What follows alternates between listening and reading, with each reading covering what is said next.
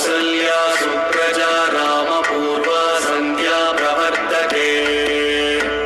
उत्तिष्ठ नरशार्दूल कर्तव्यं दैवमात्मिकम् उत्तिष्ठोत्तिष्ठ गोविन्द उत्तिष्ठ गरुडध्वज उत्तिष्ठ कमलाकान्त त्रैलोक्यं मङ्गलं कुरु मातः समस्त जगतां मधुकैटभारे वक्षो विहारिणि मनोहर दिव्यमूर्ते श्रीस्वामि निःश्रित जनप्रिय दानशीले श्रीवेङ्कटेश दयिते तव सुप्रभातम्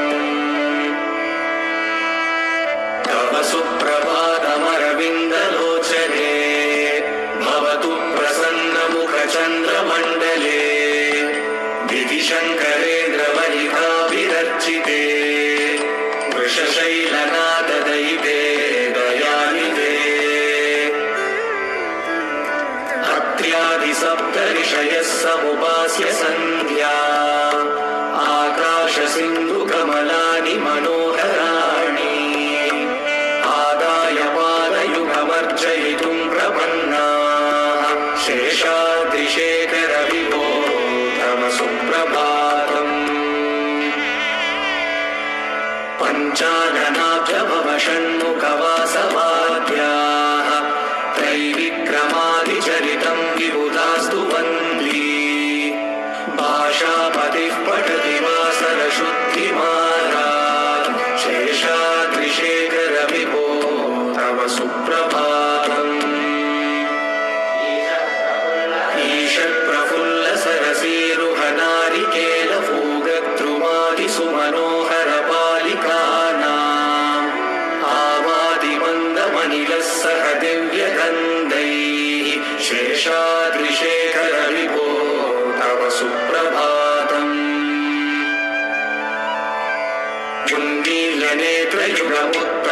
उन्मीलनेत्रयुगमुत्तमपञ्चरस्ताः पात्रावशिष्टकदलीफलपायसानि भुक्त्वा सलीलमतकेलिसुखाः पठन्ति शेषाद्रिशेखर विभो तव सुप्रभातम् तन्त्री प्रकर्ष मधुरस्वनया विपञ्च गायत्यनन्तचरितं तव नारदोऽपि भाषा समग्रमसकृत्करसाररम्यम् शेषाद्रिशेखर विभो तव सुप्रभातम् भृङ्गावली च मकरन्दरसानुविद्धजङ्कारगीतनिनदैः सह सेवनाय निर्यात्युपान्तसरसे कमलोदरेभ्यः शेषाद्रिशेखर विभो तव सुप्रभातम् योषाकटेन वरदग्निविमध्यमाने घोषालयेषु दधिमन्थनतीव्रघोषाः रोषात्कलिं विदधते ककुवश्च कुम्भाः शेषाद्रिशेखर विभो तव सुप्रभातम्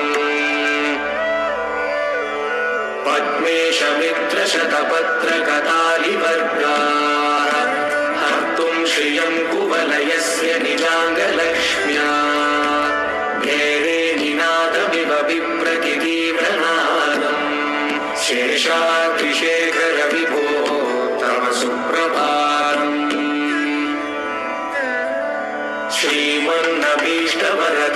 श्रीमन्नभीष्टवरदाखिललोकबन्धो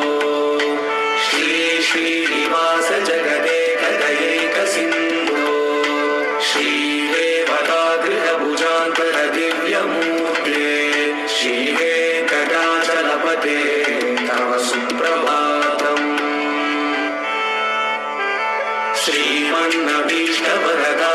श्रीमन्नभीष्टवरदाखिललोकबन्धो श्री श्रीनिवास जगदेकदयैकसिन्धो श्रीदेवतागृहभुजान्तर दिव्यमूर्ते श्रीवेङ्कटाचलपते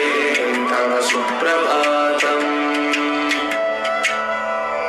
श्रीस्वामी पुष्करिणिकाप्लवनिर्मलाङ्गाः श्रेयोतिनो हरविरिञ्च सनन्दनाद्याः द्वारे वसन्ति वरवेत्रहतोत्तमाङ्गाः श्रीवेङ्कटाचलपते तव सुप्रभातम्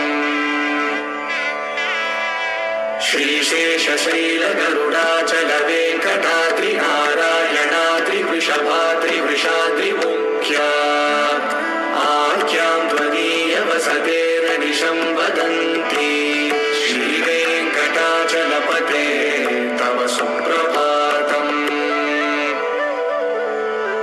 सेवापरा शिवसुरेश कृशानुधर्म रक्षोऽङ्गुनाथ पवमान धनादिनादाः भद्राञ्जलि प्रविलसन्निजशीर्षदेशाः श्रीवेङ्कटाचलपते तव सुप्रभातम् धाडेषु ते विहयराज मृगाधिराज नागाधिराज गजराज हयाधिराजाः स्वस्वाधिकारमहिमादिकमर्दयन्ते श्रीवेङ्कटाचलपते तव सुप्रभातम्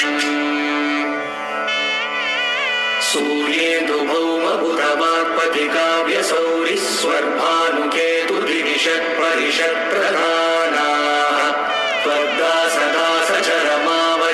त्वद्दासदासचरमावधिदासदासाः श्रीवेङ्कटाचलपते तव सुप्रभातम्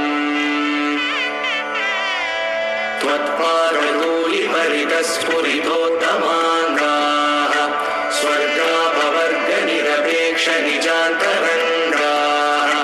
कल्पाडमाकलनयाकुलतां लभन्ते श्रीवेङ्कटाचलपते तव सुप्रभातम् त्वद्गोपुराग्रशिखराणि निरीक्षमाणाः स्वर्गापवर्गपदवीं परमाश्रयन्तः मर्त्या मनुष्यभुवने मतिमाश्रयन्ते श्रीवेङ्कटाचलपते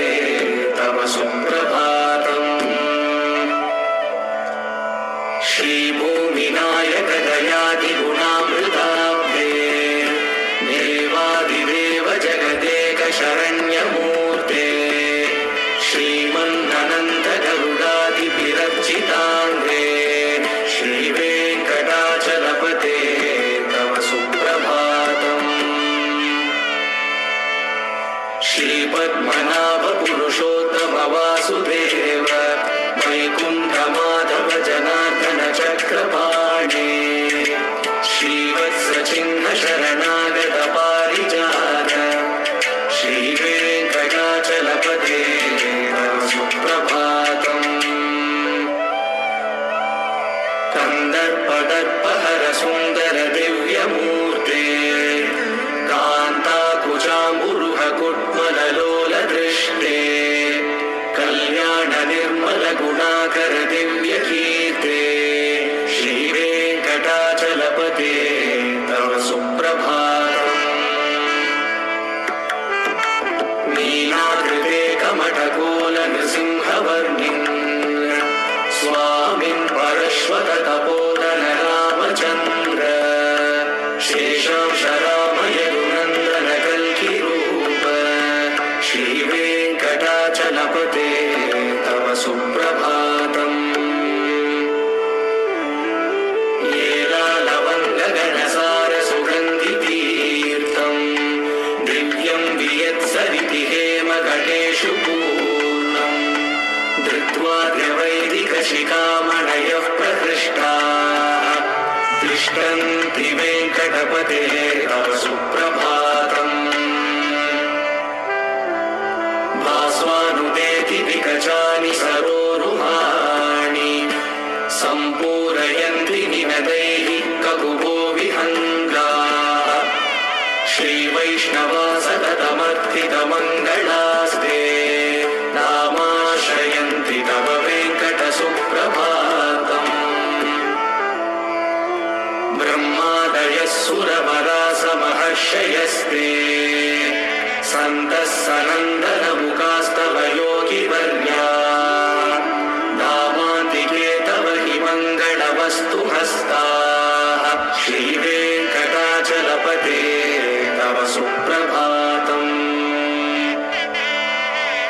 लक्ष्मीनिवास निरवध्य गुणैकसिन्धो संसारसागर समुत्तरणैकसेतु वेदान्तवेद्य निज वैभव भक्तभोग्य श्रीवेङ्कटाचलपते तव सुप्रभातम्। लक्ष्मीनिवास निरवध्य गुणैकसिन्धो संसारसागर समुत्तरणैकसेतु वेदान्तवेद्य निज वैभव भक्तभोग्य श्रीवेङ्कटाचलपते तव सुप्रभातम्। इत्थं वृषाचलपतेरिह सुप्रभातम् ये मानवाः प्रतिदिनं पठितुं प्रवृत्ताः तेषां प्रभातसमये स्मृतिरङ्गभाजा प्रज्ञां परार्थसुलभां परमां प्रसूते। इत्थं वृषाचलपतेरिह सुप्रभातम् ये मानवाः प्रतिदिनं पठितुं प्रवृत्ताः तेषां प्रभातसमये स्मृतिरङ्गभाजा प्रज्ञां परार्थसुलभां परमां प्रसूते।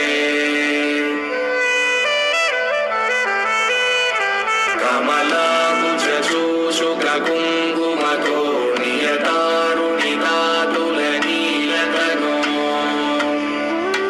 कमलायतलोचनलोकपदे विजयीभव वेङ्कटशैलपदे। कमलाकुचूषुकुङ्कुमतो नियतारुणितातुलनीलतनो कमलायतलोचनलोकपदे विजयीभव वेङ्कटशैलपदे। स चतुर्मुख षण्मुख पञ्चमुख प्रमुखाखिल दैवतमौळिमणे शरणागत वत्सल सारथिते परिपालय मां वृषशैलपदे। अतिवेददया तव दुर्विषहैरनुवेदकृतैरपराधशतैः त्वरितं त्वरितं वृषशैलपदे परया कृपया परिपाहि हरे। अधिवेङ्कटशैलमुदारमते जनताभिमताभिगदानरतात् परदेवदयारहितानिरवै कमलारहितानवरं कलये। कलवेणुरवावशको भवतु शतकोटिहृदा स्मरकोटिसमान् प्रतिवल्लभिकाभिमतासु तदा वसुदेवसुतानवरं कलये। अभिरामगुणाकरदाशरथे जगते धनुर्धरधीरमते रघुनायक राम रमेश विभो वरदो भवदेव दयाजलधे। अवनीतदया कमनीयकरं रजनीचरचारुमुखाम्बुरुहम्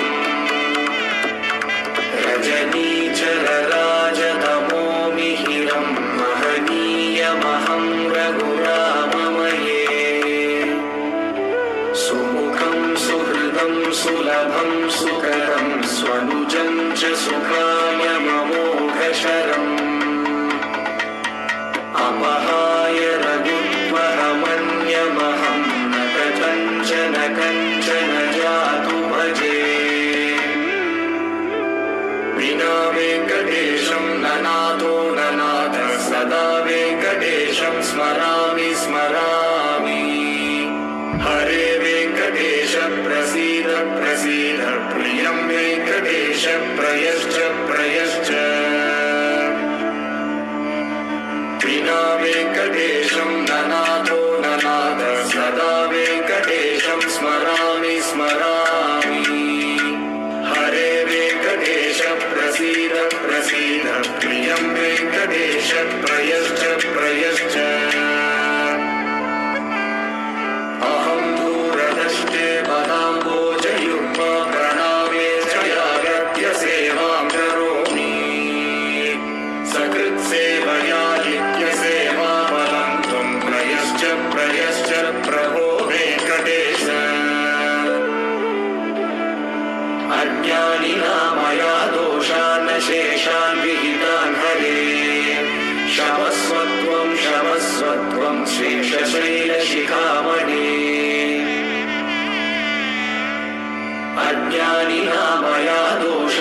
शेषान् विहितान् हरे शमस्वत्वं शेषशैलशिखामणे ईशानां जगतोऽस्य वेङ्कटपतेर्विष्णोर्परां प्रेयसी तत्वक्षस्थलनित्यवासरसिकां रक्षान्तिसंवर्धिनी पद्मालङ्कृतपाणिपल्लवयुगां पद्मासनस्तां श्रियं वात्सल्यादिगुणोज्ज्वलां भगवतीं वन्दे जगन्मातरम्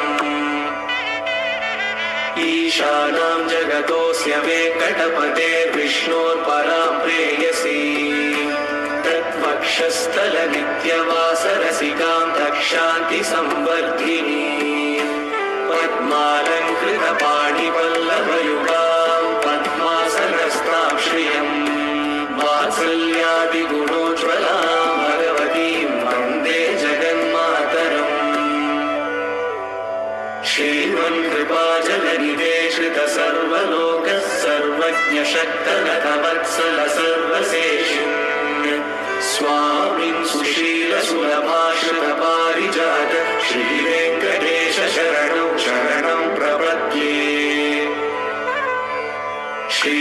श्रीमन्कृपाजलनिधे सर्वलोकः सर्वज्ञशक्तनतवत्सल सर्वशेषिन् स्वामिन् सुशीलसुलभाश्रितपारिजात श्रीवेङ्कटेश शरणं प्रपद्ये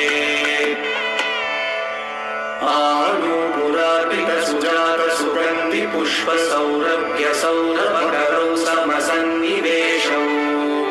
सौम्यौ सदानुभवनेऽपि नवानुभाव्यौ श्रीवेङ्कटेश शरणं प्रपद्ये सद्यो विकासि समुदित्वरसान्द्रनागसौरभ्यनिर्भरसरोरुहसाम्यवार्ता सम्यक्षु साहसपदेषु विलेखयन्तौ श्रीवेङ्कटेश शरणं प्रपद्ये रेखाभयध्वज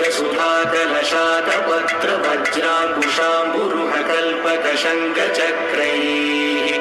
भव्यैरलङ्कृतकलौ परतत्त्वचिह्नैः श्रीवेङ्कटेश शरणं प्रपद्ये ताम्रोदराद्युतिपराजितपद्मरागौ बाह्ये महोभिरविभूतमहेन्द्रनीलौ उद्यन्यकाक्षुभिरुदस्तशशाङ्कभासौ श्रीवेङ्कटेश शरणं प्रपद्ये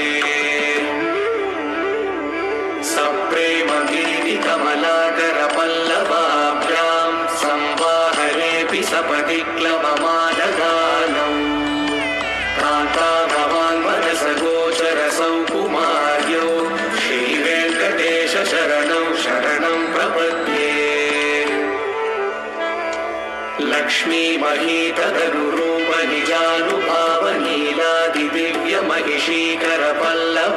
लक्ष्मीमहीतदनुरूपनिजानुभावनीलादिदिव्यमहिषीकरपल्लवानाम्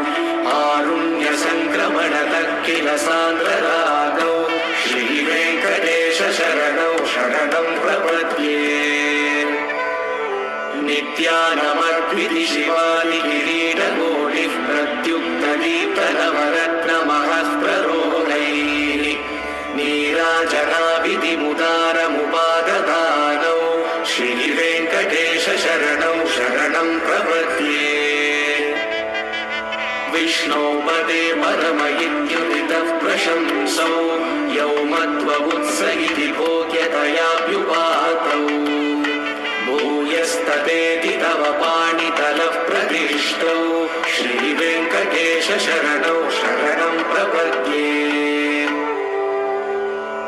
पार्थाय तत्सदृशसारथिना त्वयैव यौ दर्शितौ स्वचरणौ शरणं व्रजेति भूयो विमह्यमिह तौ करदर्शितौ ते श्रीवेङ्कटेश शरणं प्रपद्ये मन्मूर्तिकालियफणे विकटाटकेषु श्रीवेङ्कटाद्रिशिखरे शिरसिश्रुतीनाम् चित्तेऽप्यनन्यमनसां सममाहितौ ते श्रीवेङ्कटेश शरणं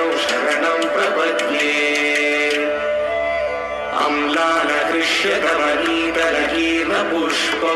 श्रीवेङ्कटाद्रिशिखराभरणायमानौ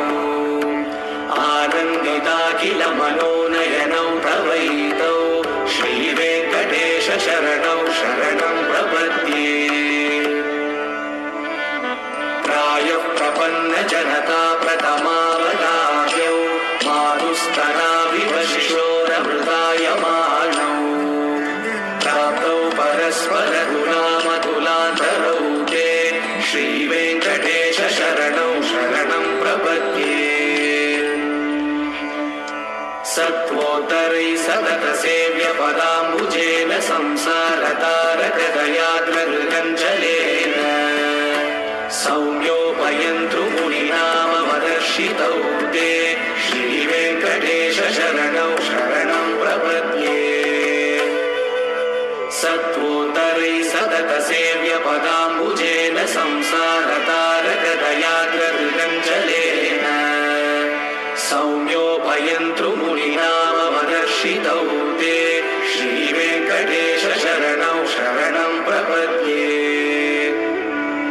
श्रीशश्रिया घटिकया त्वदुपाय भावे प्राप्ये त्वयि स्वयमुपेयतया स्फुरन्त्या नित्याश्रिताय निरवद्यगुणाय तुभ्यं शान्तिं करो वृषगिरीश न जातु मह्यम् श्रीशश्रिया घटिकया त्वदुपाय भावे प्राप्ये त्वयि स्वयमुपेयतया स्फुरन्त्या नित्याश्रिताय निरवद्यगुणाय तुभ्यं शान्तिं करो वृषगिरीश न जातु मह्यम् श्रियकान्ताय कल्याणनिलये निलयेऽर्लिना श्रीवेङ्कटनिवासाय श्रीनिवासाय मङ्गलम् श्रियकान्ताय कल्याणनिलये निलयेऽर्लिना श्रीवेङ्कटनिवासाय श्रीनिवासाय मङ्गलम् लक्ष्मी सविभ्रमालोकसुभ्रुविभ्रमचक्षुषे चक्षुषे सर्वलोकानां वेङ्कटेशाय मङ्गलम्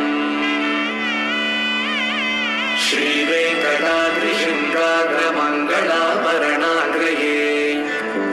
मङ्गलानां निवासाय श्रीनिवासाय मङ्गलम्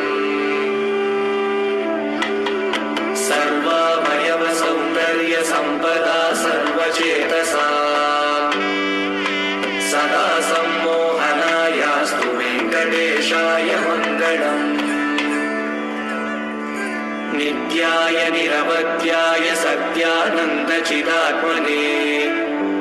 सर्वान्तरात्मने श्रीमद्वेङ्कटेशाय मङ्गलम् स्वतः सर्वविदे सर्वशक्तये सर्वशेषिणे सुलभाय सुशीलाय वेङ्कटेशाय मङ्गलम् परस्मै ब्रह्मणे पूर्णकामाय परमात्मने प्रयुञ्जे परतत्त्वाय वेङ्कटेशाय मङ्गलम्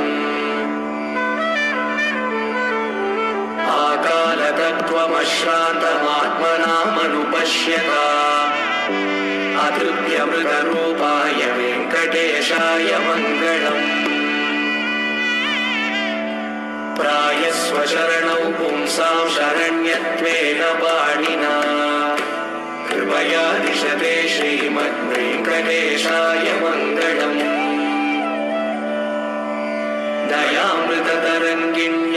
दयामृततरङ्गिण्यास्तरङ्गैरिव शीतलैः अपाङ्गैः सिञ्चते विश्वं वेङ्कटेशाय मङ्गलम्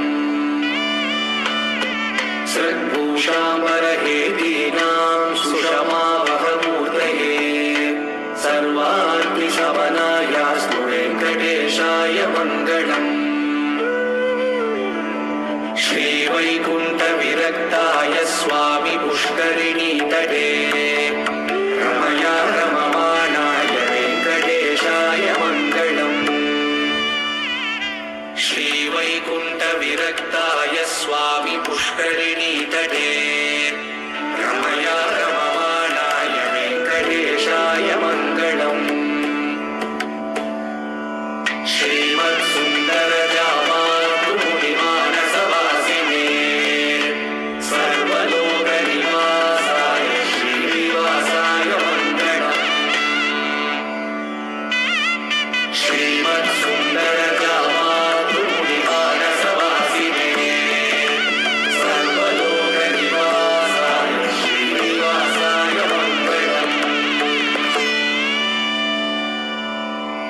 कलाशासनपरैः मध्वाचार्यपुरोगमैः